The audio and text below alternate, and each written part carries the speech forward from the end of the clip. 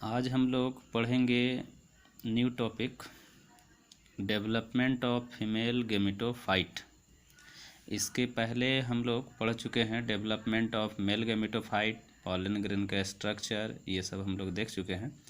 और आज नया टॉपिक हम लोग स्टडी करने वाले हैं डेवलपमेंट ऑफ फीमेल गेमेटोफाइट। तो चलिए आज इसको अच्छा से ध्यान से हम लोग समझ लेते हैं, देख लेते हैं। थोड़ा सा डिफ़िकल्ट टॉपिक तो है, लेकिन ध्यान से देखने के बाद वो समझ में आ जाएगा और वीडियो को 2-3 बार देखने के बाद और अच्छा से क्लियर हो जाएगा। इसलिए ध्यान से देखिए कि फीमेल गेमेटोफाइट का डेवलपमेंट कैसे होता है। आज इसको एक्सप्लेन करते हैं। तो सबसे पहले हम लोग देखें कि फीमेल गेमेटोफाइट कहते किसको हैं, यानी फीमेल गेमेटोफाइट किसे कहा जाता है। तो पहले भी हम बता चुके हैं कि embryo sac is also known as female gametophyte. जैसे हम लोग पॉलन ग्रेन को मेल गेमेटोफाइट पढ़ते हैं और पॉलन ग्रेन को मेल गेमेटोफाइट कहा जाता है, उसी तरह से एम्ब्रियो सैक को फीमेल गेमेटोफाइट कहा जाता है। तो ये है फीमेल गेमेटोफाइट यानी एम्ब्रियो सैक।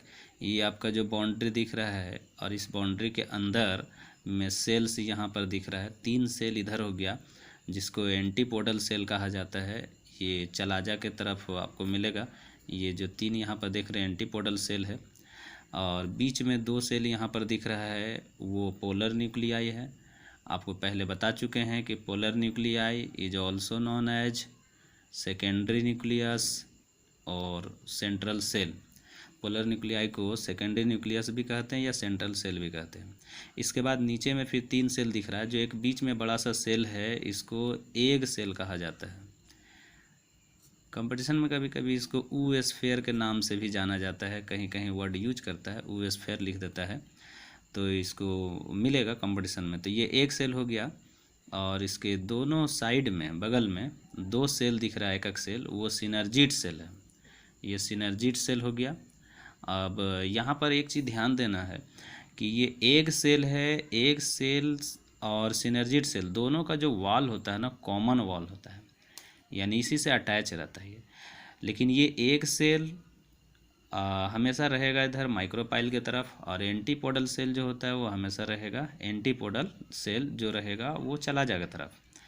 तो ये माइक्रोपाइल जिधर रहेगा उधर ही सिनर्जिड सेल रहता है और माइक्रोपाइल जहाँ एक सेल है तो एक सेल से ये कनेक्ट रहता है। अब एक चीज़ यहाँ पर याद रखना है कि एक सेल प्लस सिनर्जिड सेल अगर ये दोनों को मिला दे तो इसको एग ऑपरेटस कहा जाता है। पिछले वीडियो में हम इसको बता चुके हैं, इसलिए ध्यान में रखना। तो ये 3 एंटीपोडल सेल कैसे बना, 2 पोलर न्यूक्लियाई का फॉर्मेशन कैसे होता है, एक एग सेल का फॉर्मेशन कैसे होगा, 2 सिनर्जिड सेल यहाँ पर कैसे बनता है, ये पूरा हम लोग देखेंगे। इस स्ट्रक्चर में कैसे इसका डेवलपमेंट होता है वो हम लोग जानेंगे। तो यहाँ पर देखिए ये लिखे भी हैं यहाँ पर एग ऑपरेटस। अगर कभी पूछा जाए कि एग ऑपरेटस किसे कहते हैं तो 1 egg cell plus 2 synergid cell या egg cell plus synergid cell equal to egg apparatus. अब एग ऑपरेटस के बाद एक और होता है फिलीफॉर्म ऑपरेटस, ये भी आपको नया चीज़ है। तो फिलीफॉर्म ऑपरेटस और एग ऑपरेटस दोनों अलग अलग चीज़ है। फिलीफॉर्म ऑपरेटस जो होता है इसका ओरिजिन कहाँ से होता है, सिनर्जिड सेल से होता है। ये फिलीफॉर्म ऑपरेटस का ओरिजिन सिनर्जिड सेल से होता है। ये कंपटीशन में भी सवाल मेडिकल में भी पूछा जाता है, याद रखना इसको। और ये सिनर्जिड सेल जहाँ पर है माइक्रोपाइल की तरफ जो एग सेल से कनेक्ट है, तो इसी सिनर्जिड सेल से इसका ओरिजिन होता है और ये न्यूट्रिशन एब्जॉर्प्शन में हेल्प करता है। इसका मेन फंक्शन है absorption of nutrition from new sales for developing embryo. तो ये फिलीफॉर्म ऑपरेटस अगर कभी पूछा जाए कि फिलीफॉर्म ऑपरेटस कहाँ पाया जाता है तो ये सिनर्जिड सेल में पाया जाता है, यानी सिनर्जिड सेल से इसका ओरिजिन होता है। और ये जो एम्ब्रियो सैक हम लोग देख रहे हैं वो एम्ब्रियो सैक किस प्रकार का एम्ब्रियो सैक है, तो ये मोनोस्पोरिक एम्ब्रियो सैक होता है। देखिए मोनोस्पोरिक, बायस्पोरिक, ट्राइस्पोरिक, टेट्रास्पोरिक, इस तरह से होता है। तो मोनोस्पोरिक क्यों बोलते हैं, एक ही माइक्रोस्पोर मदर सेल्स अगर डेवलप करके और ये पूरा एम्ब्रियो सैक अगर बनाता है तो ये मोनोस्पोरिक एम्ब्रियो सैक कहलाता है।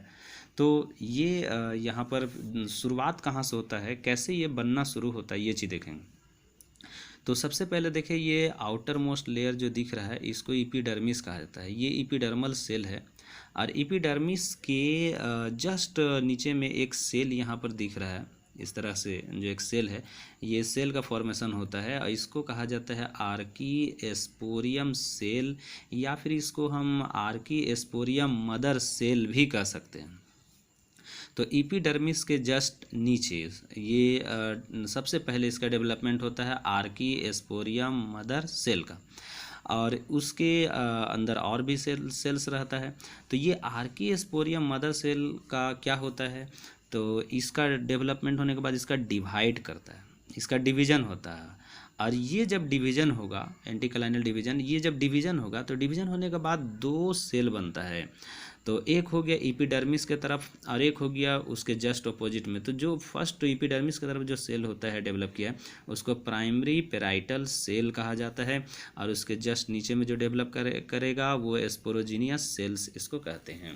बी फिगर में आप देख रहे होंगे, ए में ये फिगर हो गया, बी में हो गया, ए बी करके लिखा हुआ ताकि समझने में दिक्कत ना हो।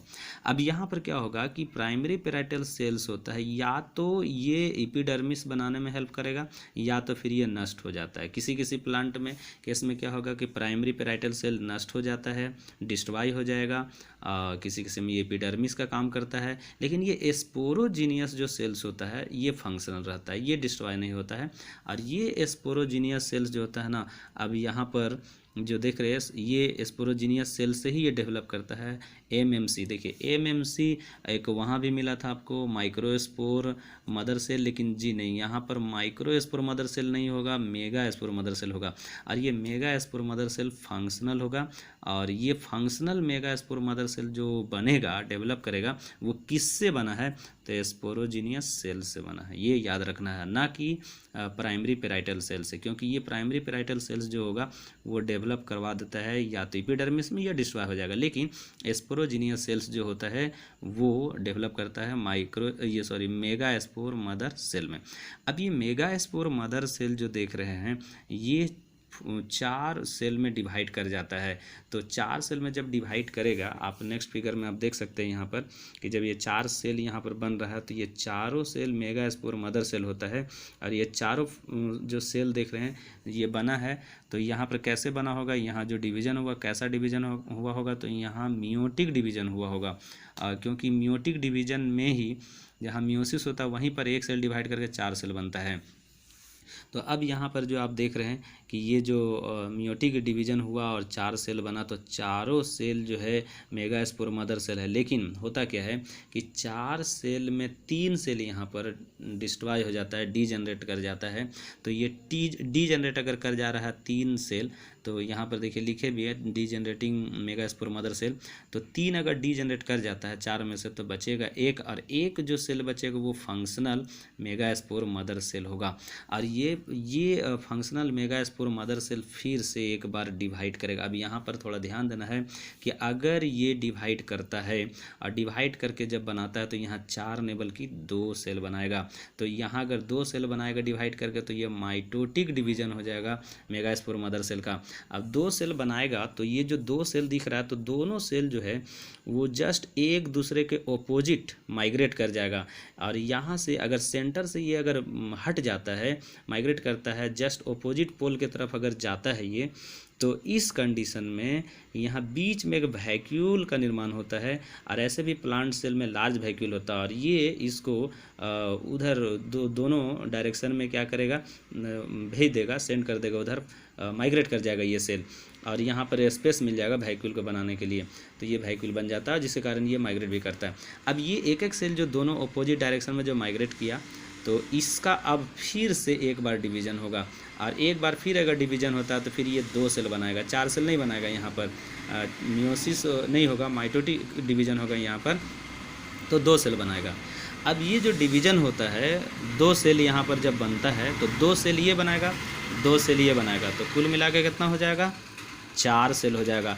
अब आप नेक्स्ट फिगर में देख सकते हैं ये एक बार जब डिवाइड किया ये एक सेल, तो ये 2 सेल बना दिया, तो इधर इस डायरेक्शन में 2 सेल हो गया, और ये इधर भी डिवाइड किया तो 2 सेल बनाया, बीच में ये वैक्यूल स्पेस ले लिया, और बिल्कुल ये दोनों सेल को पेरीफेरी की तरफ, सेंटर से पेरीफेरी की तरफ सेंड कर दिया, उधर फॉरवर्ड कर दिया। तो यहाँ पर जो आप देख रहे हैं कि बीच में वैक्यूल का फॉर्मेशन हो जाता है और ये सेल, अब ये जो एक सेल डिवाइड करके 2 बनाया था, एक बार फिर से ये डिवीज़न होता है और ये फिर से डिवीज़न होने के बाद एक सेल 2 सेल बनाएगा। तो यहाँ 2 सेल है तो 4 सेल बना देगा। अब 4 सेल का फॉर्मेशन जब इधर होगा तो 4 सेल इधर, अब कुल मिलाकर कितना हो गया, 8 सेल हो गया। अब ये जो सेल है 8 सेल, यहाँ पर आप देख सकते हैं 4 सेल दिख रहा है, 4 सेल इधर भी है, तो कुल मिलाकर कितना हो गया, 8 सेल हो गया। अब 4 सेल में से 3 जो सेल होता है वो माइग्रेट करेगा और सेंटर की तरफ आ जाएगा। 3 सेल यहीं रह जाएगा, एक सेल माइग्रेट करके सेंटर की तरफ आएगा। इधर से भी इस अपोजिट डायरेक्शन से भी एक सेल माइग्रेट करेगा और सेंटर में आ जाएगा, तो यहाँ भी बच गया 3 सेल। तो ये कंडीशन होता है यहाँ पर कि एक सेल माइग्रेट करके सेंटर में आता है। अब यहाँ पर आपको साफ साफ दिख रहा होगा कि ये 3 सेल यहाँ बच गया, एक सेल इधर से यहाँ आ गया, यहाँ भी 3 सेल बच गया, एक इधर से आ गया। तो बीच में ये जो 2 सेल आया ना, ये पोलर न्यूक्लियाई कहलाता है और इसी को सेंट्रल सेल कहते हैं या सेकेंडरी न्यूक्लियस कहते हैं। ये पोलर न्यूक्लियाई का फॉर्मेशन हो गया। और इधर जो 3 सेल ये जो बच गया, ये एंटीपोडल सेल का फॉर्मेशन होता है, निर्माण करता है। और इधर जो 3 सेल हुआ तो 2 जो सेल है वो सिनर्जिड सेल में डेवलप कर जाएगा और एक जो होगा वो एक सेल में डेवलप करेगा। तो जिधर एक सेल होगा वो निश्चिंत रूप से वो माइक्रोपाइल की तरफ होगा और जिधर एंटीपोडल सेल होगा वो चलाजा की तरफ होगा, क्योंकि माइक्रोपाइल और चलाजा जस्ट एक दूसरे के अपोजिट होता है और ये सेंटर में रहेगा पोलर न्यूक्लियाई। तो अब यहाँ पर जो है इस फिगर में आप देख सकते हैं कि ये जो 3 सेल है वो 3 सेल आपको जो दिख रहा है वो एंटीपोडल सेल है। एंटीपोडल सेल का फॉर्मेशन हो गया और बीच में पोलर न्यूक्लियाई का फॉर्मेशन हो गया। और ये जो देख रहे हैं आप सेंटर में, ये आप बीच में जो बड़ा सा सेल दिख रहा है लार्जेस्ट सेल। ऐसे भी एक सवाल यहाँ पर आता है कंपटीशन में कि ये एम्ब्रियोसाइक का जो लार्जेस्ट सेल अगर कहा जाता है तो कौन होगा, एग सेल। और ये जो आप देख रहे हैं कि ये सिनर्जिड सेल है, तो दोनों तरफ किनारे में, तो ये सिनर्जिड सेल जो है ना वो घेर के रखे हुए हैं एक सेल को। तो synergid cell plus 2 synergid cell plus एक सेल, अभी बताए थे कि एग ऑपरेटस होता है और ये किधर रहता है, माइक्रोपाइल की तरफ रहता है। अब ये जो 2 पोलर न्यूक्लियाई है, 3 एंटीपोडल सेल है और 3 इधर सेल हो गया, एक एग सेल और 2 सिनर्जिड सेल। तो कुल मिलाकर के अगर हम यहाँ पर बात करें तो टोटल कितना होगा, 8 सेल हो गया। हालांकि ये जो 8 सेल जो बना तो ये 8 सेल किस सेल से बना है, तो एक मेगास्पोर जो मदर सेल है, फंक्शनल सेल, एक ही सेल से मिल करके और ये 8 सेल बना है। और अगर ये एक सेल, एक मेगास्पोर मदर सेल ये जो डेवलप करके और ये 8 सेल बनाया है और ये सिंगल सेल डेवलप करके बनाया, इसीलिए इसको कहा जाता है मोनोस्पोरिक एम्ब्रियोसेक। और ये पोलीगोनल टाइप का एम्ब्रियोसेक होता है और जो आपको 12th में पढ़ना है जनरली पोलीगोनल। आगे हायर क्लास में हम लोग देखेंगे, तो आप आगे हायर क्लास में जाएंगे तो ये मिलेगा बायस्पोरिक, ट्राइस्पोरिक, टेट्रास्पोरिक। वो 12th में नहीं पढ़ना है, लेकिन 12th में आपको सिर्फ मोनोस्पोरिक पढ़ना है। तो ये चीज़ यहाँ पर याद रखना है कि ये कैसे बनता है। और यही चीज़ अभी फर्स्ट में बताए थे कि अगर ये एम्ब्रियोसैक का बात करें फीमेल गेमेटोफाइट, तो फीमेल गेमेटोफाइट में 3 एंटीपोडल सेल होता है और एक एग सेल हो गया, 2 सिनर्जिड सेल हो गया और 2 पोलर न्यूक्लियाई। तो ये जानना है कि 3 एंटीपोडल सेल कहाँ से आया और ये 2 पोलर न्यूक्लियाई कैसे आया और कहाँ से आया, कैसे बना, और एक एग सेल जो है वो कैसे बना, 2 सिनर्जिड सेल का निर्माण कैसे हुआ। तो ये चीज़ हमको पूरा डिटेल में जानना था और ये कैसे इसका फॉर्मेशन होता है, कैसे निर्माण होता है, वो चीज़ हम लोग ये सारा फिगर में देख रहे थे। और ये ध्यान से इसको देखना है। ये फिगर में ABCD EFGH ऐसे करके यहाँ पर जो हम दिखाए हैं, एक एक स्टेप बाय स्टेप आपको जानना है और देखना है कि ये कैसे बनता है। और जब ये पूरी तरह से मैच्योर हो जाता है, यानी फीमेल गेमेटोफाइट जब पूरी तरह से मैच्योर हो जाता है, तो इसमें क्या होता है कि 7 सेल होगा और 8 न्यूक्लियाई होता है। और ये कंपटीशन में मेडिकल में भी सवाल कई बार पूछा गया है कि एक अगर मोनोस्पोरिक एम्ब्रियोसैक है तो उसमें कितना होगा, 7 सेल 8 न्यूक्लियस, या 8 सेल 8 न्यूक्लियस, या 7 सेल 7 न्यूक्लियाई। इस तरह से सवाल पूछा जाता है। तो यहाँ पर याद रखना है कि 7 सेल्ड होता है और 8 न्यूक्लियाई होता है। अब कैसे होगा थोड़ा सा हम लोग यहाँ पर देखेंगे कि अगर ऐसे हम काउंट करें तो 3 एंटीपोडल सेल हो गया, 2 पोलर न्यूक्लियाई हो गया, तो 3 और 2 5 हो गया, एक सेल हो गया 6 हो गया, और 2 सिनर्जिड सेल हो गया तो 8 हो गया। तो 8 सेल और 8 न्यूक्लियस हो गया, तो 8 सेल 8 न्यूक्लियाई होगा। लेकिन नहीं, यहाँ पर जब ये पूरी तरह से मैच्योर होता है तो ये जो सेल आप देख रहे हैं ना कि ये जो पोलर न्यूक्लियाई के ये दोनों सेल आपस में क्या होता है ना, जुड़ जाता है, फ्यूज कर जाता है। हालांकि न्यूक्लियस का फ्यूजन नहीं होता है, न्यूक्लियस अलग अलग ही रहता है, लेकिन सेल आपस में फ्यूज कर जाता है, और फ्यूज करने के बाद ये सिंगल सेल का फॉर्मेशन करता है। तो अगर हम ऐसे काउंट करेंगे तो 3 एंटीपोडल सेल और एक हो गया एक सेल और 2 सिनर्जिड सेल, तो 3 इधर और 3 6 हो गया। और यहाँ का सेल को अगर काउंट करेंगे तो कितना हो जाएगा, 2 सेल हो जाएगा। तो 6 और 2 8 सेल, 6 और 2 8 हो जाता, लेकिन ये दोनों मिल करके एक ही सेल बनाता है, इसलिए 6 और 1 7 सेल हो गया। तो यहाँ पर हो जाएगा ये 7 सेल हो जाएगा। लेकिन न्यूक्लियाई को अगर काउंट करेंगे न्यूक्लियस को, तो देखिए इसमें एंटीपोडल में 3 यहाँ न्यूक्लियाई दिख रहा है, ये सेंट्रल सेल में आपको 2 न्यूक्लियाई, क्योंकि ये फ्यूज नहीं किया है इसलिए इसको n+n लिखते हैं यहाँ पर।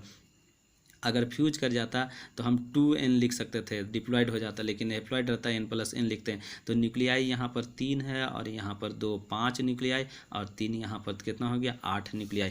तो इसीलिए इसको ये कंपटीशन में भी सवाल पूछा जाता है और 12th में भी कई बार सवाल आया है कि ये 7 सेल्ड होता है, यानी 7 सेल्ड हो गया, 7 सेल होगा, और 8 न्यूक्लियाई होता है, 8 न्यूक्लियाई होता है, 7 सेल 8 न्यूक्लिया होता है। तो ये सवाल पूछा जाता है, आपको याद रखना है कि इम्ब्रियो सैक जो होता है, फीमेल गेमेटोफाइट होता है, उसमें कितना सेल कितना न्यूक्लियाई होता है, तो 7 सेल और 8 न्यूक्लियाई होता है। एक चीज़ थोड़ा सा और यहाँ पर बता दें आपको कि जब डबल फर्टिलाइजेशन होता है, हम लोग अगला टॉपिक में पढ़ेंगे कि what is double fertilization, who discover double fertilization, ये चीज़ हम लोग पढ़ेंगे। तो उसमें थोड़ा सा आपको बता दें कि जब डबल फर्टिलाइजेशन होता है तो उसमें 2 मेल गैमेट होता है। आपको मेल गैमेटोफाइट में बताए थे, first male gamete second male gamete.